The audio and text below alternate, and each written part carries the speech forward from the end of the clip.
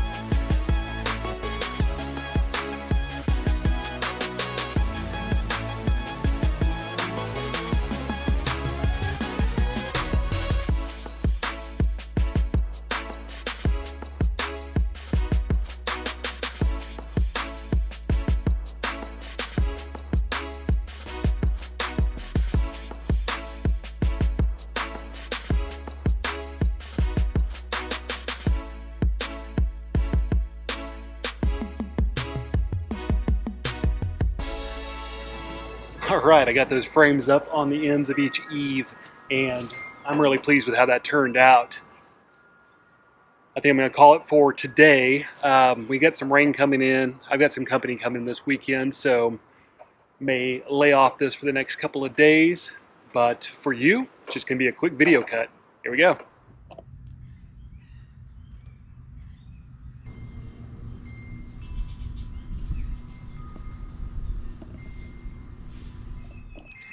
All right, we're back at it.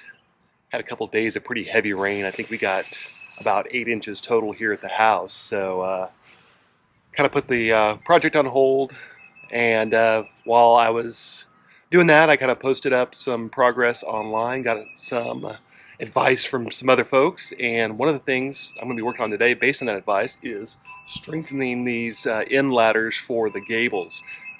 Right now, as I have them tacked on there, I knew I was going to need to do something, and I got a little bit better direction on how to make those nice and strong. So I'm going to be putting some straps across the tops of those with 2x4s to make sure that those end gables don't ever sag. So we're going to get started on that today. Stick around.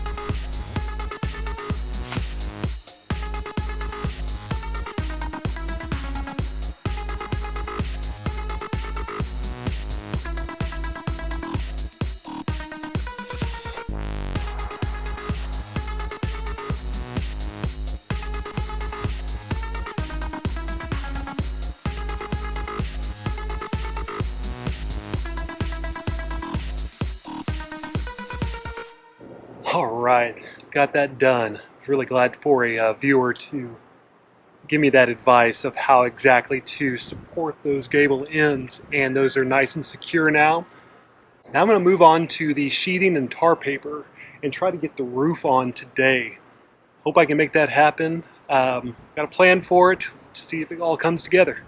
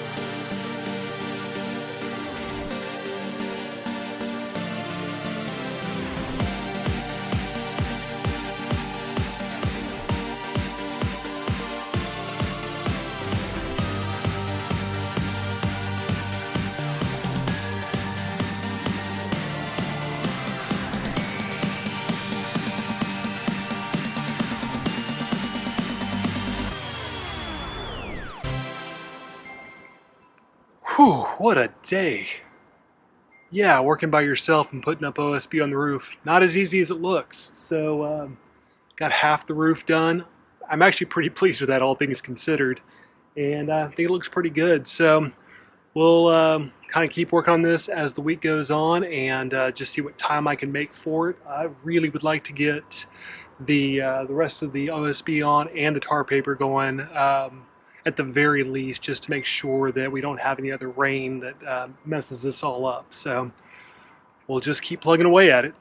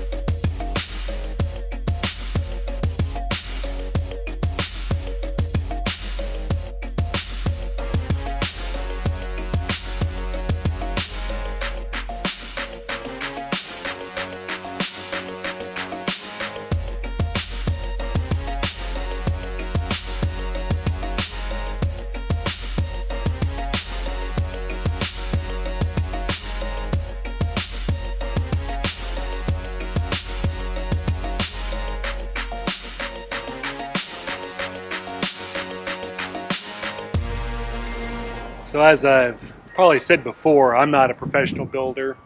I've done some smaller projects, nothing to this scale, so I'm just learning it as I go. So my thought for the rest of this video was to get the sheathing up on the roof, possibly on the sides, and then go ahead and tar paper. And as I've been kind of looking at what's really needed and kind of doing a little bit more research, I may be doing a few things out of order. So one of the things I've discovered, especially once I've been putting this sheathing up on the roof, is that the frame itself being unsupported is racking. In other words, it's kind of coming out of plumb as I'm up on the roof and as I'm moving things around. The whole structure is shifting, and that's kind of dangerous. So I've kind of put some supports back on there, but to kind of help solidify this, I've bought some OSB sheathing that I'm going to be putting on the corners. Now, my original thought was to put the half-inch foam, styrofoam insulated panels as my sheathing, and then it would all be held together and kind of locked in place by the siding.